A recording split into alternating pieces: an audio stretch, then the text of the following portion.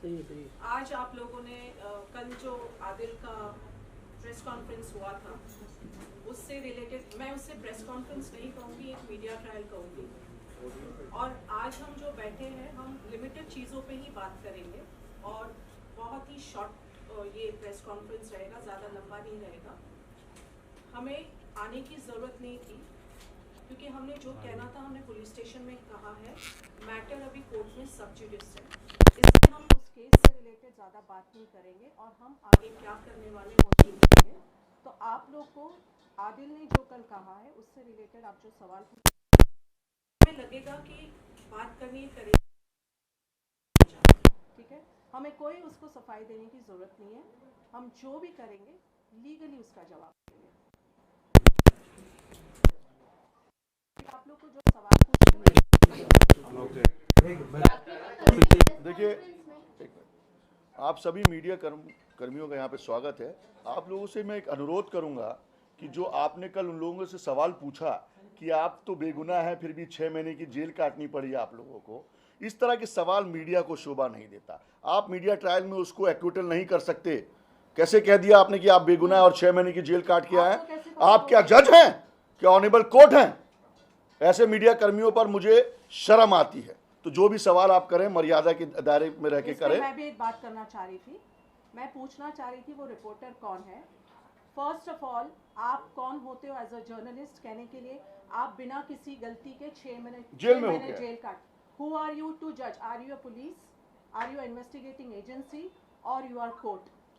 आप कैसे सवाल खड़े, या आप पब्लिक के सामने किसी के भी इमेज को क्या डैमेज करना चाहते हो? क्या आप राखी सावंत का पर्दाफाश, राखी सावंत का खुलासा, राखी सावंत के सवालों का जवाब दिया आदिल ने, क्या है ये? बीइंग अ जर्नलिस्ट आप ये सवाल कैसे पूछ सकते हो या बोल भी कैसे सकते हो? क्या आदिल दुरानी एक्विट हो गया क्या केस में? क्या उसको बेगुनाह कर दिया गया क्या? नहीं, अभी ही इज ऑन बेल, अभी ट्रायल होगी। उसके बाद माननीय कोर्ट डिसाइड करेगा कि वो वाकई आरोपी है या नहीं है। आप लोग कौन होते हैं ये सब करने वाले? उससे मैं मिलना चाहूंगी। जो भी है वो रिपोर्टर, मैं उससे अनुरोध करूंगा क्योंकि मैं मीडिया का बहुत सम्मान करता हूं और मैं मीडिया का एक सदस्य हूं। प्लीज इस तरह के सवाल, इस तरह की टैगलाइंस, इस तरह की हेडलाइंस को अवॉइड करें क्योंकि ये एक डेफेमेटरी चीज है और हो सकता है कि हम उनके खिलाफ डेफेमेशन भी फाइल करें। आपको एज अ जर्नलिस्ट क्या पब्लिक इमेज आदिल की क्लियर करने के लिए बुलाया था क्या? आप तो बेगुनाह होते हुए भी 6 महीना जेल काट के आपको कैसे पता वो बेगुनाह है या वो गुनहगार है? क्या आप पब्लिक में ये मैसेज देना चाहते हो बीइंग अ जर्नलिस्ट? जो भी है, आदिल गुनहगार है बेगुनाह है वो कोर्ट डिसाइड करेगी। Let's wait for the court verdict. हम सबके पास पेशेंस रखना होगा हमको। जो कोर्ट माननीय न्यायालय का फैसला होगा हमें पूरी तरह से उस पर भरोसा है। चलिए अब आप लोगों के क्वेश्चंस लेते हैं। राखी जी आपसे सवाल है, क्या आदिल ने जो आरोप आप लोगों को लगाया है कि किसी धर्म को आपने नहीं छोड़ा है, ऐसा बड़ा आरोप उन्होंने लगाया है, पीएम से गुहार कर रहे हैं, क्या कहेंगे आप आदिल के तमाम आरोपों पर? पहले तो क्या आपको आरोप तमाम पते हैं? मैं हिंदू धर्म में पैदा हुई। मेरी माँ जया सावंत, मेरे डैडी आनंद सावंत।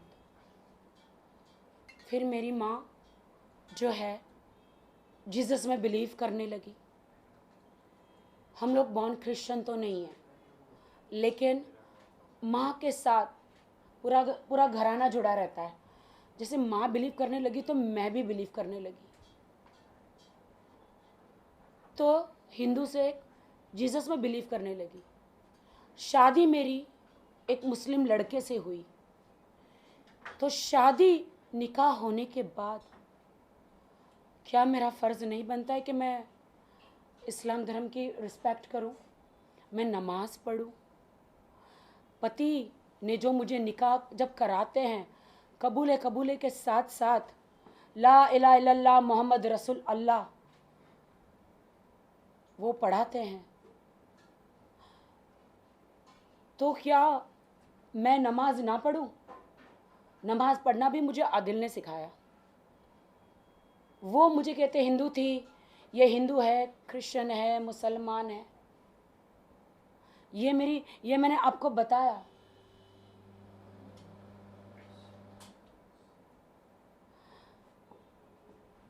मैं शौक हूँ। यही मीडिया है ना जिन्होंने मेरा सपोर्ट किया था, यही मीडिया है ना जिसको मैंने सारे सबूत दिए थे। न मेरा माँ है, न बाप है, न इस दुनिया में कोई है।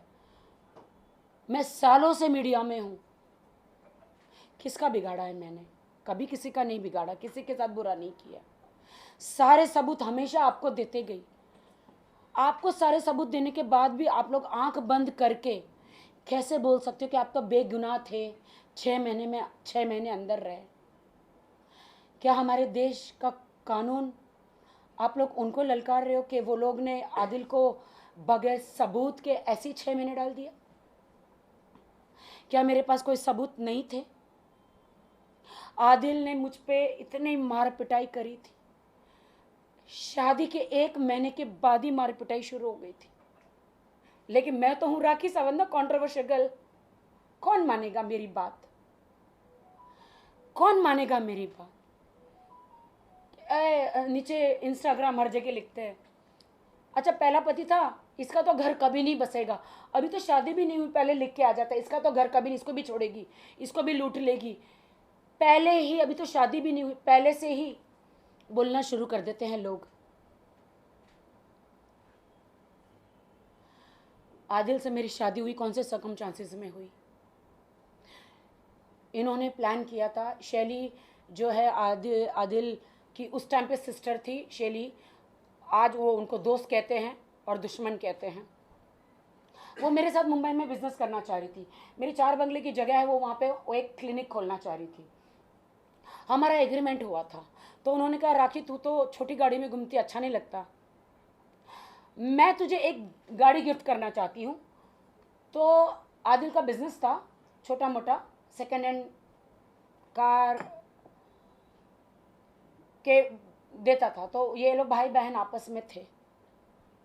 तो उन्होंने मुझे शैली ने बोला कि you come here, I want to gift you car.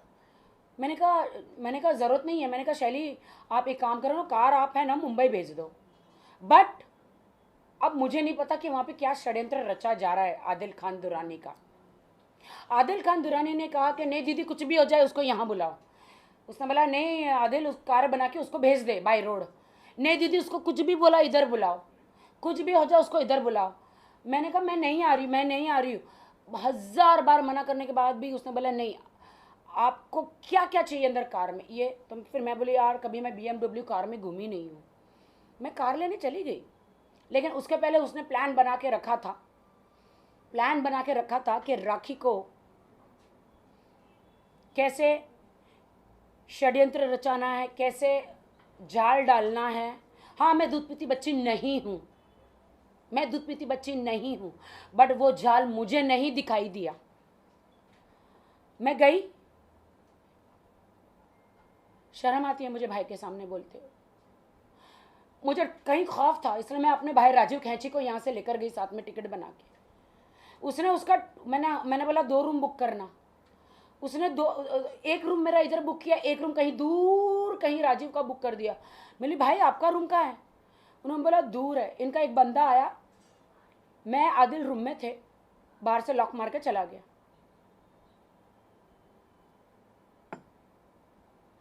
जो फिर मेरे साथ हुआ, मुझे नहीं लगता आप लोगों को बोलना चाहिए मुझे। इसके गवाह 3 लोग हैं, उर्फी जावेद, राजीव खैची और शैली, जिन्होंने मुझे कार देने के लिए बुलाया था। जब मेरे साथ वो हुआ 3 घंटे लगे उसको मेरे कपड़े फाड़ने में, सारी चीज़ें करने में।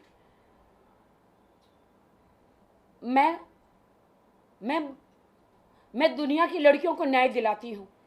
मैं कैसे बाहर जाके बोलूँ कि मेरे साथ क्या हुआ है? कौन मानेगा? क्या होगा?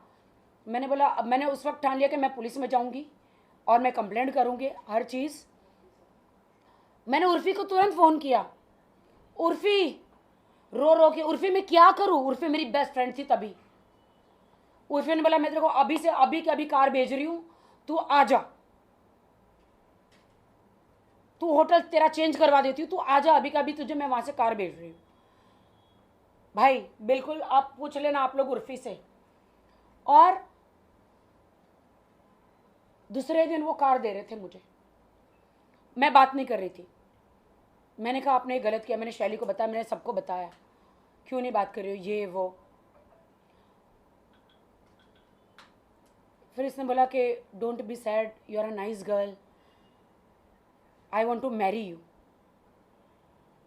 दूसरे दिन, I love you, I want to marry you, I want to live with you, मैं तेरे साथ रहना चाहता हूँ। उस वक्त मेरा दिल नरम हो गया। मैंने कहा चलो ठीक है, इसने ये सारी चीज़ें तो करी है, लेकिन बंदा शादी करना चाह रहा है। उस वक्त मैंने अपना मन बदल दिया। वो मुझे गोवा लेकर गया।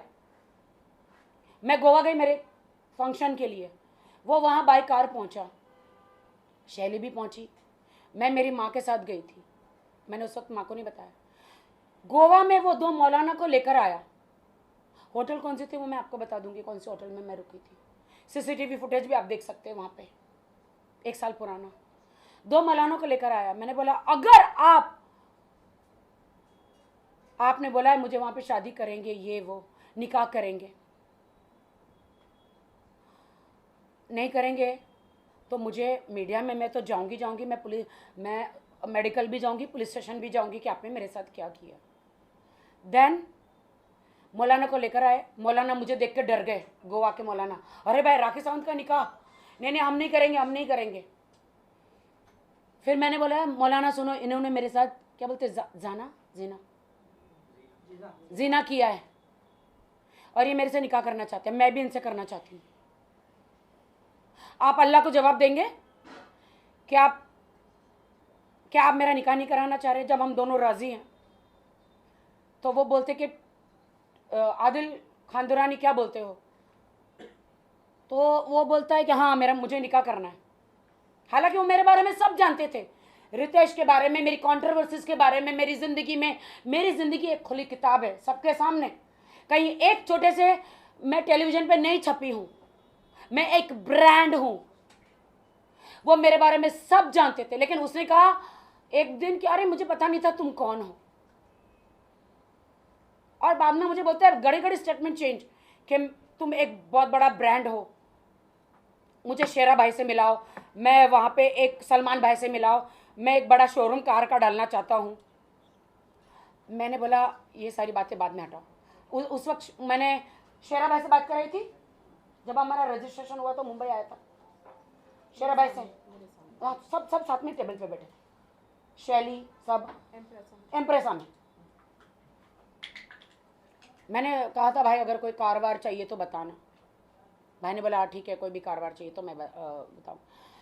गोवा में मौलाना आए, शादी कराई हमारी, और मैंने बोला मौलाना जी मुझे सर्टिफिकेट चाहिए। उन्होंने बोला इमीडिएटली नहीं देते, तुम्हारे गवाह नहीं है। क्योंकि वो गवाही नहीं, मुझे मालूम ही नहीं निकाह क्या होता है, मुझे पता ही नहीं कि निकाह में गवाह भी चाहिए, मुझे मालूम ही नहीं है। फिर मौलाना चले गए, हमारा फंक्शन करके वो मैसूर चला गया, मैं मुंबई आ गई। मैं रोज़ मौलाना जी को फ़ोन कर रही हूँ, मुझे सर्टिफिकेट दो। इन्होंने मौलाना जी को बोला कुछ भी हो जाए राखी को सर्टिफिकेट देना नहीं, किसी भी हालत में सर्टिफिकेट देना नहीं। मैं आज आपके माध्यम से कहती हूँ मौलाना जी, गोवा वाले 2 मौलाना जी प्लीज़ आप बाहर आइए, वरना मुझे आपका नाम बताना पड़ेगा। और आप आके कहिए कि आदिल आपको लेकर आया था वो होटल के रूम में और आपने निकाह कराया था बगैर 2 गवाह चाहिए था ना, वो नहीं थे। तो मैं सर्टिफिकेट मांगती रही। अब तो ये तो मेरा शौहर ही हुआ ना, अल्लाह के सामने तो शौहर ही हो गया ना। अब ये मौलाना असली थे कि नकली, ये बात मालूम है? ये नहीं मालूम। नकली मौलाना भी हो सकते, बिना गवाह की शादी नहीं हो सकती ना।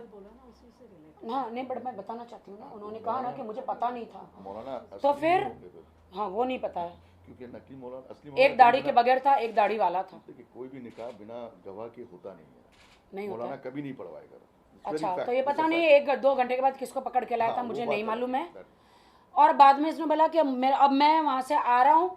इन्होंने मेरे पास वीडियो है, इन्होंने मैसूर में गन रख दी थी,